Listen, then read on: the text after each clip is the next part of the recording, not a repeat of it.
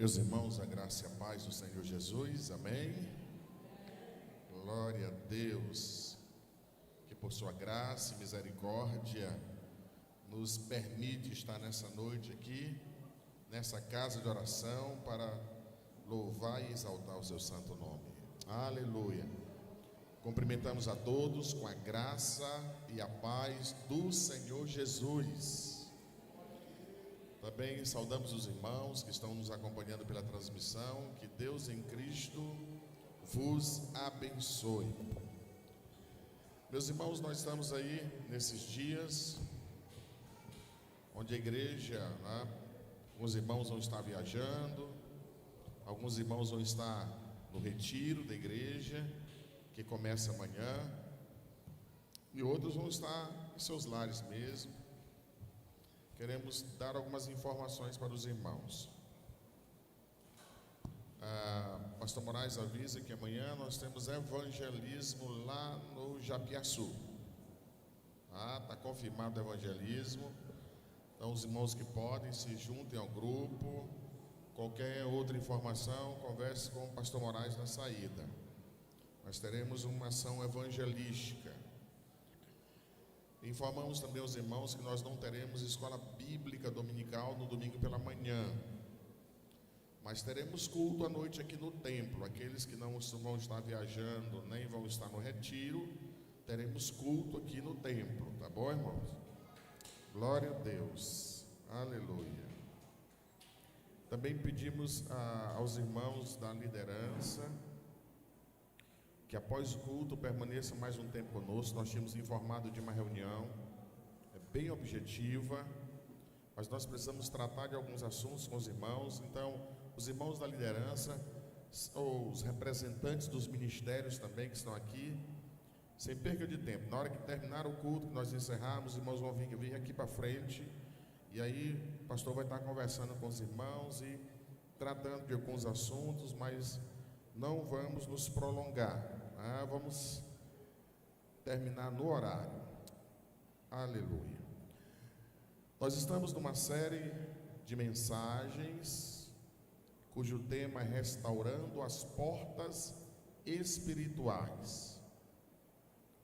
Lembrando sobre o grande desafio de Neemias em conduzir a restauração do muro de Jerusalém e de cada uma de suas portas, e como essas portas, elas têm um significado para quem morava em Jerusalém, mas como também ela aponta para a vida do crente, para as nossas vidas, como tem um significado e uma aplicação para a vida de cada um de nós.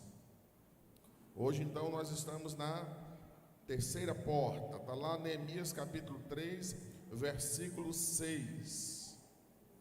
Neemias capítulo 3, versículo 6.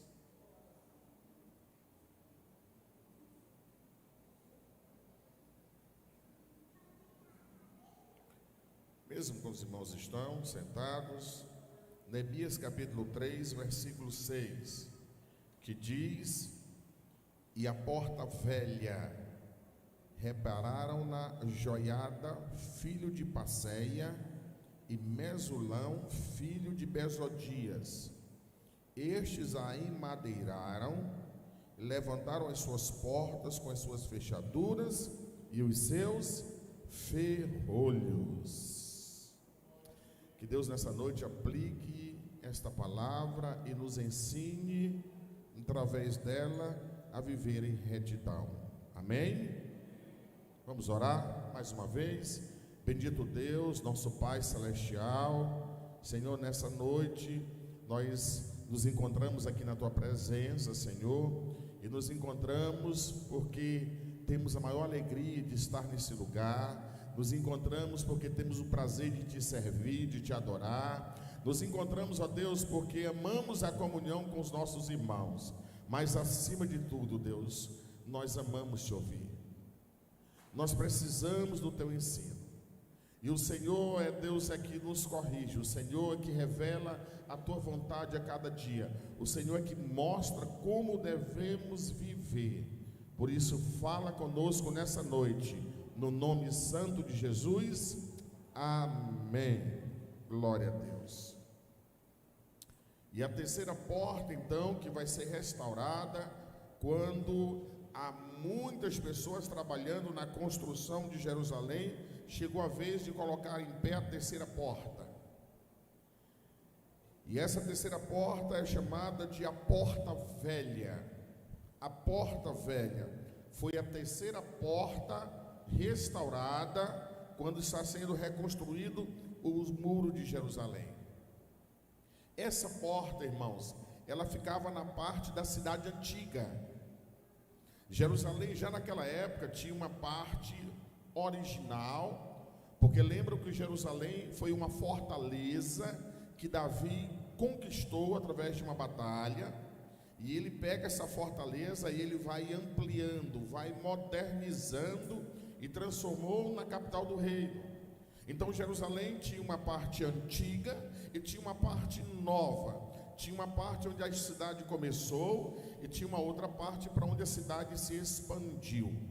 A Porta Velha era uma porta da origem da cidade, sabe, queridos? E é bem curioso isso, irmãos, porque essa porta estava no chão, estava destruída, estava cheia de entulho, e talvez alguns dissessem: ignora essa porta, deixa para lá. Mas eles vão, com todo cuidado, fazer um trabalho para colocar aquela porta de volta no seu devido lugar. Então vamos entender aqui, irmãos. A primeira porta que foi restaurada, nós aprendemos, foi a porta das ovelhas. A porta das ovelhas. E nós aprendemos também que a porta das ovelhas fala sobre o início da nossa vida cristã, quando nos encontramos com Cristo e nos tornamos ovelha do seu pasto, né? Passamos a estar debaixo do pastoreio de Cristo. A segunda porta que estudamos na sexta-feira passada é a porta do peixe. Depois de nos encontrarmos com Cristo, de sermos salvos por Ele, agora o Senhor começa a nos usar para alcançar a outros. A porta do peixe nos lembra do evangelismo, da importância da evangelização na vida do crente. Portanto, irmãos, a porta da ovelha tem que estar de pé, porque você nunca pode esquecer de que você é ovelha, tá? Você é ovelha do rebanho do Senhor. Mas a porta do peixe também é importante para lembrar do compromisso de evangelização da igreja, o compromisso de evangelização do templo. E agora, olha a sequência. Vem então a vez de restaurar a porta velha. E o Senhor vai nos mostrar algumas coisas nessa noite que a porta velha lembra na vida do crente. A primeira coisa que essa porta, eu vou falar apenas de duas coisas que essa porta nos remete, que essa porta nos faz refletir. Essa porta, irmãos, nos faz refletir sobre as coisas do velho homem que precisamos tratar continuamente. Se você tem que se lembrar que você é ovelha, e ovelha tem que se portar como ovelha, tem que ser obediente ao seu pastor, nossa natureza. E aí nós lembramos do velho homem e da transformação que o Senhor operou. E como nós, se alguém está em Cristo, não, os irmãos sabem esse versículo, vamos lá. Se alguém está em Cristo, nova, as coisas, e eis que tudo, diga glória a Deus bem forte, amém, meu irmão. As coisas velhas, as coisas do velho homem, irmão, é preciso ficar para trás. E esse é um grande desafio de cada crente. Só um minuto aí, irmão, só um minuto. Não pode lembrar mais do que um minuto. Mas você ainda consegue lembrar do velho homem? Pastor, é melhor nem falar, né? do tempo do velho homem, do tempo da velha mulher. Irmão, temos aqui que com essa hora, irmão, já estava lá, né? Eita, pastor, já estava lá todo cheio de pó, de maisena. Estou pegando leve, porque tem um que já estava chumbado, né? Não sabia que hora voltava, o velho homem lá, na carne, dos desejos carnais, achando que era livre e era escravo dos desejos, escravo de Satanás, escravo dos vícios, escravo do modelo mundano. E o desafio isso tem que ficar para trás. As coisas velhas se passaram, mas é uma luta. Parece uma coisa simples, irmão, mas de vez em quando tem coisas do velho homem que fica tentando voltar. Em Efésios 4, 22, falando o apóstolo Paulo sobre essa questão de nos libertar do velho homem, ele diz, vamos lá, Efésios 4, 22, vamos ler, que quanto ao trato passado, vos despojeis do velho homem, que se corrompe pela concupiscência do engano. Paulo está dizendo, vos despojeis. Irmãos, despojar é remover, é arrancar as coisas do velho homem. Todos os dias, irmão, você tem que ficar atento e olhar, eita, isso aqui é do velho homem. Arranca, meu irmão, arranca. E na continuidade de Efésios 4, a partir do versículo 25, Paulo vai sendo mais específicos e mostrando coisas do velho homem que nós temos que estar nos despojando, arrancando, removendo. 4:25, Efésios 4:25. Por isso, deixando a mentira é coisa do velho homem, irmão. Pastor, mas de vez em quando eu minto. É a luta que você trava. Você já percebeu que tem hora que parece que é mais fácil mentir? Porque a verdade, a paz, pastor, se eu disser a verdade, eu vou passar tanto sufoco. Pois é a batalha do velho homem. Uma mentirinha aqui, eu vou me safar, eu vou me livrar, e sabe, de algumas coisas.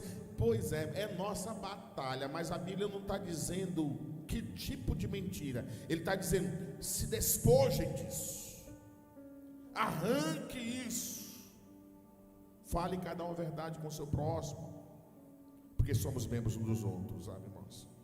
São comportamentos do velho homem que temos que arrancar, porque senão, irmão, nós vamos ser envergonhados. Porque daqui a pouco você vai para a porta do peixe e sai para evangelizar,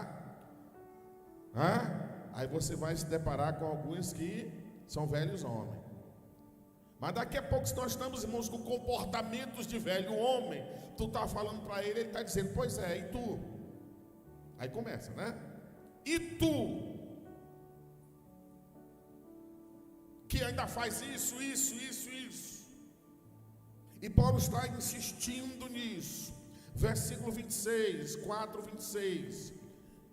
Olha a outra coisa que ele está dizendo para nós nos despojarmos. Irai-vos e não pequeis. Não se ponha o sol sobre a vossa ira. Não alimente a ira. Não alimente a fúria. Essa é uma fogueira que vai te consumir. Pastor, mas eu não me controlo. Não se controlar é comportamento do velho homem. A Bíblia nos ensina, irmãos, que o Espírito Santo em nós nos ajuda a termos autocontrole. A luta, irmãos, com essa velha natureza. Lutar contra o temperamento é uma guerra. Parece que é o meu jeito de ser. Irmão, Deus dá jeito até naquilo que parece não ter jeito. E aí, irmãos, eu aprendo uma coisa na vida cristã que é muito importante, irmãos. Se nós não lutamos contra essas coisas, irmãos, Deus, por amor a nós, vai encontrar uma forma de tratar conosco, embora muito dura, mas vai, para que isso saia de nós. Não pode permanecer em nós. Versículo 27. Nem deis lugar ao diabo. O diabo não é amigo de crente. O diabo não se sente bem na vida de crente, perto de crente, irmão. Crente que está com muito nhenhenhen com o diabo, alguma coisa está errada, meu irmão. Ele está do outro lado, ele é teu inimigo, ele é teu adversário, e é assim que tem que ser tratado. A Bíblia está dizendo, não dê lugar para esse camarada. Não queira saber, irmão, eu do velho homem que andava de bracinho dado, que sentava na roda com ele, sabe, que fazia as vontades dele, que ouvia os conselhos dele e dos enviados dele, que fazia amizade com aqueles que eram dominados. A Bíblia está dizendo, não dê lugar, meu irmão. Não dê atenção, não dê espaço, não dê ouvido para ele. Lute contra ele o tempo todo e contra tudo aquilo que ele representa. Versículo 28.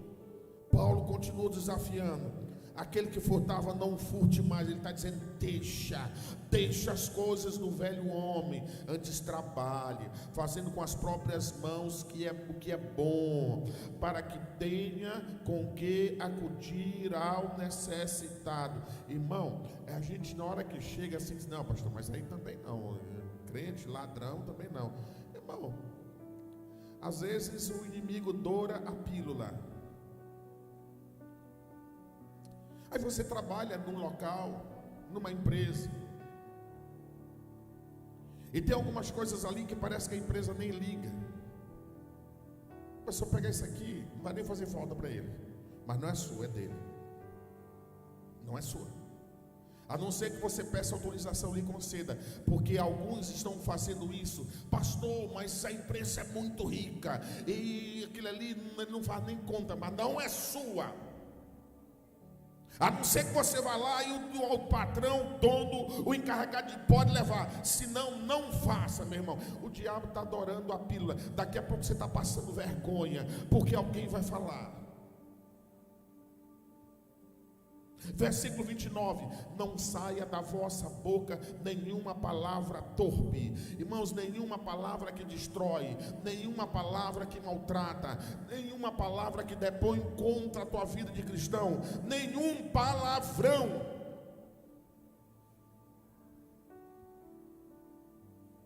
Eu não sei se alguns aqui foram criados que nem eu aqui, que se abrisse a boca para falar palavrão naquela época era sabão. Eu nunca te ensinei. Tu não aprende isso aqui dentro de casa. Vai pro sabão. Ou então segura que lá vai a mão. Puf. Pois é, meu irmão. E na vida cristã tem uns que precisam passar sabão na boca. Porque fala cada loucura, fala cada asneira, fala cada coisa, meu irmão. Se ficasse com a boca fechada, fariam bem a si e fariam bem à humanidade. Nós, irmãos, temos que deixar isso para trás. Nenhuma palavra torpe. Irmão, olha o texto, Paulo está dizendo, e unicamente, não abre exceção. Deixa de lado as ofensas. Deixa de lado as palavras agressivas. Deixa de lado. Paulo está dizendo, Irmãos, ele está falando bem claro: nenhuma, mas só, e somente só, as que forem boas para quê? Para promover a edificação, para que dê graça aos que ouvem, para aqueles que ouvirem, meu irmão, fiquem conhecendo Deus através da maneira como você fala, como você verbaliza. Deus é visto na tua vida de várias formas. Agora tudo é ofendendo, tudo é agressivo, tudo é grosseiro. Ah, mas eu não estou chamando os palavrões que, irmão, eu acho que talvez quase todos os palavrões que a gente ouve hoje, na época eram outras, mas ele está falando dessas palavras que não edificam, dessas palavras que denigram. Ele está dizendo: não saia da vossa boca, abandone a linguagem do velho homem. E é uma luta, porque a gente vive o tempo todo convivendo com o velho homem, né? No trabalho lá, pastor, no meu trabalho lá, todo mundo esculhamba, agride, xinga. Pois é. Aí Deus te colocou lá para você mostrar Deus através do teu falar. E não entristeçais, versículo 30, o Espírito Santo de Deus, no qual fostes selados para o dia da redenção. O Espírito Santo de Deus habita na tua vida, mas a maneira como alguns irmãos parece que assumem o controle e não deixa o Espírito Santo dirigir, não deixa o Espírito Santo operar, chega até a parecer que ele não tem o Espírito Santo. Não é que ele não tem o Espírito Santo, mas o Espírito Santo está triste, porque ele quer dirigir, ele quer estar no controle o tempo todo. Com a ajuda do Espírito Santo, irmãos, nós precisamos lutar todos os dias para remover o velho homem, porque o velho homem irmãos, ele é deformado, ele é corrompido, ele é cheio de malícia, ele é cheio de engano, e não revela aquilo que o Senhor fez nas nossas vidas. Quando nós lembramos daquela porta velha, nós lembramos, irmãos, desse operar de Deus na nossa vida. Agora Jerusalém não tem mais só aquela porta, tem outras portas. Portas novas foram abertas. Mas a Bíblia diz que além dos despojar do velho homem, Paulo está dizendo: e vos revistais do novo homem. A palavra revestir é vestir uma roupa nova. Há uma roupa nova, e essa roupa nova é o Espírito Santo, que nos ajuda a andar em justiça, que nos ajuda a andar em retidão. Devemos nos comportar como novas criaturas que somos. Aleluia. Mas, irmãos, devemos viver como uma nova criação que o Senhor fez. E todos os dias nós vamos observar alguns resquícios do velho homem. Passamos tempos demais como velho homem, e todos os dias travamos essa luta. Mas a porta velha também chama atenção para uma outra coisa, traz um outro ensinamento. As novas portas que dão acesso a Jerusalém, essas portas novas foram construídas estradas mais largas. Havia uma movimentação maior de pessoas que entravam, saíam, de deslocamento de mercadorias. Então eram portas que davam acesso para estradas mais largas, mais movimentadas. Quando você abria a porta velha, você via não uma estrada, mas você via vereda. Porque originalmente era assim, era apenas veredas, né? Porque aquela porta era a porta original. Aquela porta levava a caminhos que deixaram de ser percorridos, as veredas que deixaram de ser percorridas. Era a porta original. E meus irmãos, nós precisamos ter muito cuidado, porque muitas vezes nós nos afastamos também demais de um evangelho original, de uma vida cristã original e genuína. As pessoas já não queriam ir mais pelos caminhos da porta velha, porque era estreitinho, porque era apertado, porque eram veredas antigas, e agora já não se percorria, eram poucos. Jeremias capítulo 6, versículo 16. Jeremias capítulo 6, versículo 16. O Senhor chama atenção para algo que nos faz refletir, e que nós podemos fazer uma conexão sobre essa porta original e essas veredas antigas. Assim diz o Senhor, Jeremias 6,16: ponde-vos nos caminhos e vede, e perguntai pelas veredas antigas qual é o bom caminho, e andai por ele, e acharei descansos para as vossas almas. E aqui o Senhor está falando sobre as veredas antigas, sobre caminhos que, irmãos, deixaram de ser percorridos, caminhos que foram abandonados. Isso nos remete ao evangelho genuíno, original, lá desde o início, sobre o viver da igreja primitiva. A igreja não é um modelo de que qualquer um faz o que quer, prega o evangelho da forma que quer, vive o evangelho da forma que quer. Há um modelo inicial, e esse modelo inicial não pode ser esquecido. Você pode até mudar a forma, mas a essência deve ser imutável.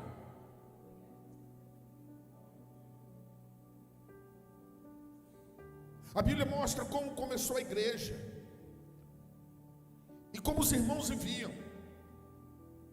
Nós estamos no século 21, mas é a mesma igreja de Cristo.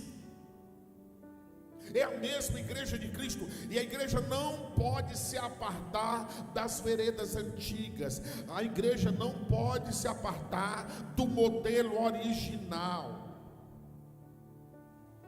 O problema é que cada vez mais, assim como os habitantes de Jerusalém não tinham paciência, não gostavam de percorrer aquelas veredas, parece que aquilo estava ultrapassado. Tem uma estrada larga, tem caminhos mais fáceis de andar. Assim mesmo, parece que o evangelho genuíno, original, pioneiro, primeiro, já não funciona mais.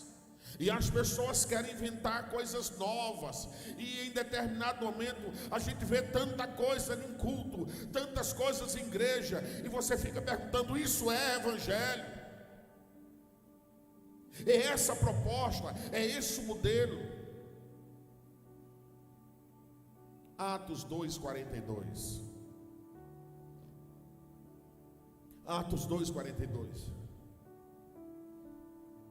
Vamos olhar uma reunião dos irmãos lá no início da igreja. E eu não estou falando, irmãos, de se lá se reuniu numa casa, ou se reuniu num espaço maior, no templo. É claro que a gente sabe que no primeiro momento eles não tinham essa possibilidade, mas eu estou falando da essência. E ele está dizendo, Atos 2:42, e perseveravam o que, irmãos? Na doutrina. Doutrina é ensinamento. Aquilo que os apóstolos receberam de Cristo, eles ensinaram à igreja.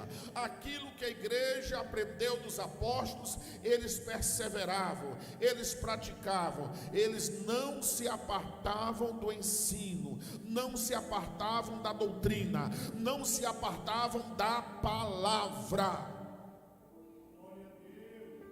Igreja que se aparta do ensino, da doutrina, da palavra, irmãos, está construindo outro modelo diferente do modelo ensinado por Cristo.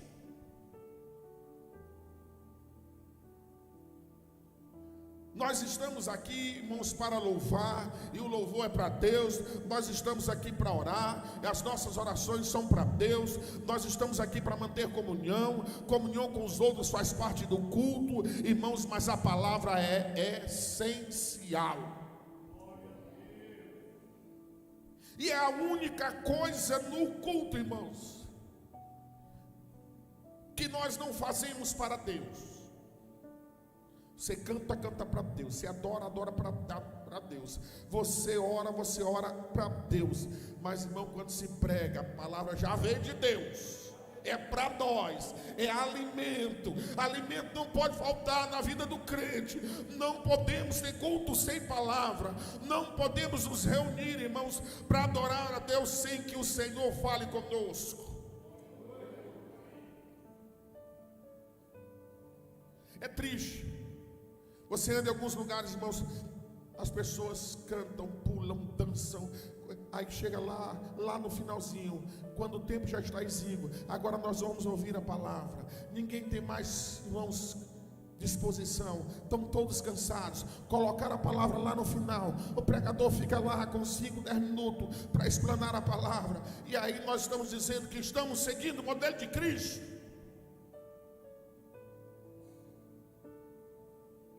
Essa era a porta que levava a boa palavra. A palavra não envelhece. Esse mesmo evangelho que tratava a igreja primitiva, esse mesmo evangelho nos trata. Esses mesmos ensinamentos que era poder na vida daqueles irmãos, continua sendo poder na vida de todo aquele que crê e aceita na sua vida.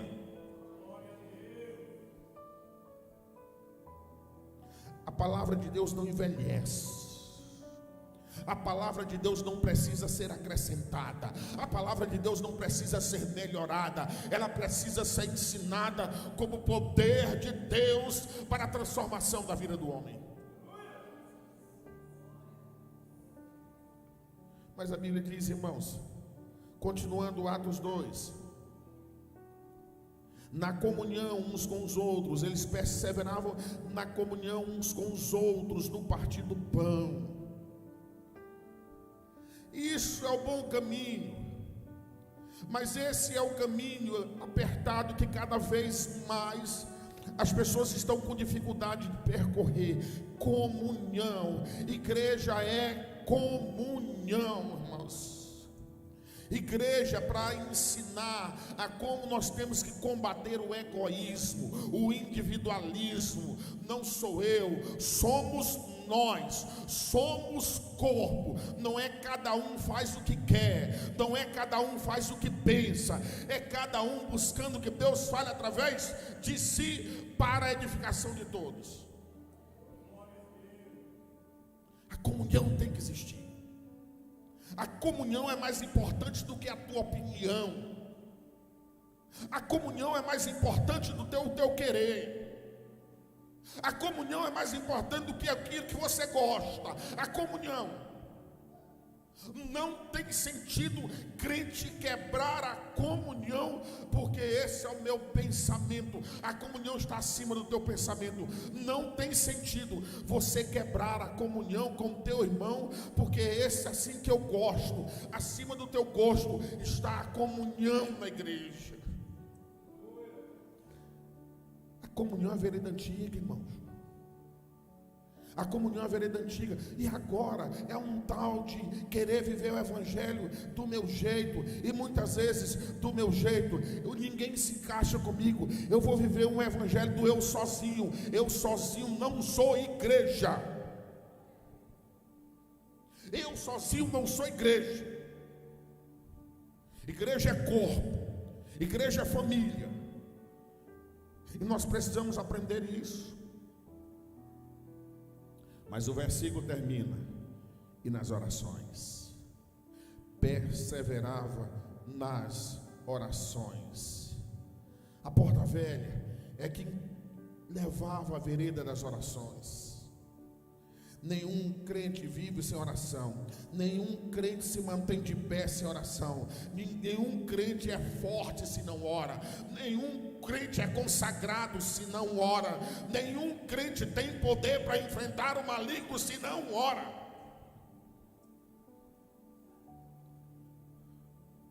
Ah, pastor, mas a igreja ora por mim. E graças a Deus que a igreja ora por ti. Porque tem alguns irmãos que só sobra a oração da igreja, porque dele já não tem mais. Mas tem muita coisa, irmãos, que é a oração da igreja. não vai ser capaz de fazer por ti se você não ora. Se você não ora. E isso era extremamente importante. Mas eu quero, irmãos, então, terminar mostrando uma coisa para os irmãos. Quando eles estão colocando aquela porta de pé, a porta velha, eles colocam ferrolhos e trancas. O texto original fala disso. E a porta velha repararam na Joiada, filho de Pazé, e Mesulão, filho de Bezoidias. Estes aí madeiraram, colocavam-se madeiras grossas na porta, né? Levantaram as portas com as suas fechaduras e ferrolho. Fechadura e ferrolho é colocado por dentro. Então é você que tem acesso. É você que abre, é você que fecha. Sou eu que devo abrir, irmãos. Sou eu que devo abrir e devo fechar no momento certo. Sou eu que devo abrir essa porta na minha vida. Há horas que eu estou abrindo para que as coisas do velho homem que ainda permanece saia. Mas é você que fecha na hora que coisas do velho homem tentam voltar. Vai lá e fecha, meu irmão. Passa a tranca, passa o ferrolho. O velho homem deu, passa. Pastor, eu estava numa discussão ali, fiquei zangado. Começou, meu irmão, fecha a porta, porque o velho homem vem que vem. Vem que vem. Mas é importante que eu abra para ter acesso às veredas antigas. Não removam alguns marcos. A Bíblia diz que alguns marcos, irmãos, não podem ser removidos da vida do cristão, porque eles são fundamentais. Há coisas que nós temos que estar aplanando, há coisas que nós temos que estar limpando, mas há referenciais que nunca podem ser tirados da vida de um servo de Deus. Você seleciona. Você seleciona. Tem horas, irmãos, que nós vivemos um momento do Evangelho que a gente quer que Deus faça tudo. Deus chega e coloca para você, está tudo aí. Agora escolhe. Ele te dá elementos, Ele te dá ensinamento, mas é você que escolhe.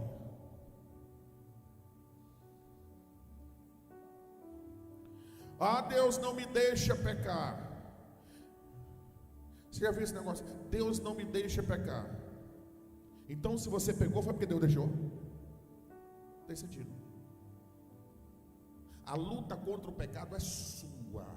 E você deve se fortalecer naquilo que Deus deixou para você estar forte. Te fortalece na palavra, meu filho. Te fortalece na oração. Te fortalece na comunhão. Deixa o Espírito Santo te controlar. Mas aí fica, Senhor, não me deixe pecar. Não me deixe pecar.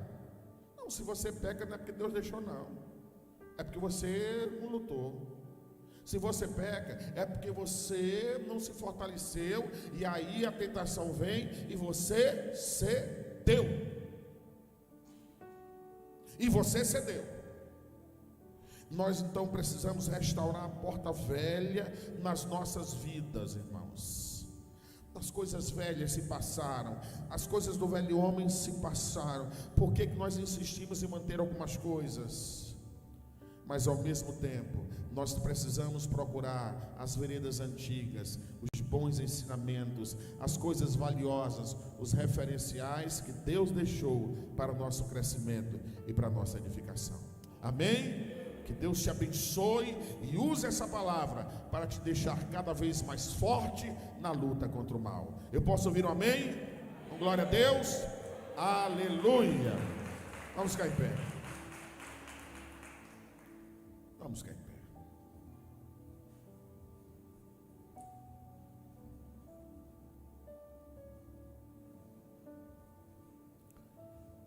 Nós não podemos nos embaraçar, irmãos, com velhas ataduras que às vezes nos amarravam, quando nós somos chamados para viver uma nova vida em liberdade. ore por você, ore por sua vida cristã, ore por situações que você vai se deparar nesses dias, e que Deus vai dar a oportunidade de você se tornar a boca dele naquele momento. Irmãos, nada que acontece conosco é por acaso. Nós vamos passar por dias em que o inferno vai se mobilizar para atuar livremente, de portas abertas. Mas nós estamos nesse mundo, e os servos de Deus estão aqui, e Deus vai colocar pessoas perto de você, diante de você, cruzando o teu caminho, precisando do evangelho, precisando da palavra, precisando de uma autoridade espiritual. E você tem que estar bem com Deus, você tem que estar fortalecido na palavra, para você poder ser bênção de Deus na vida de pessoas. Nosso Deus e Pai, nós, ó Deus, sabemos do teu tratar conosco. Cada palavra que vem é para nos colocar na tua presença. Cada aquela palavra que vem é para nos reposicionar. Cada palavra que vem é para abrir a nossa mente para coisas espirituais que às vezes não estamos observando. Fortalece-nos, ó Deus. Não deixa nenhum, Senhor, dos teus filhos durante esses dias estar dormindo, mas que teu Espírito Santo toque no coração, toque na mente, e que estejam prontos para estar, ó Deus, sendo usados por ti, para tratar com vidas, para tratar com aqueles que estão cegos, para tratar com aqueles que estão caídos, para tratar com aqueles que não te conhecem.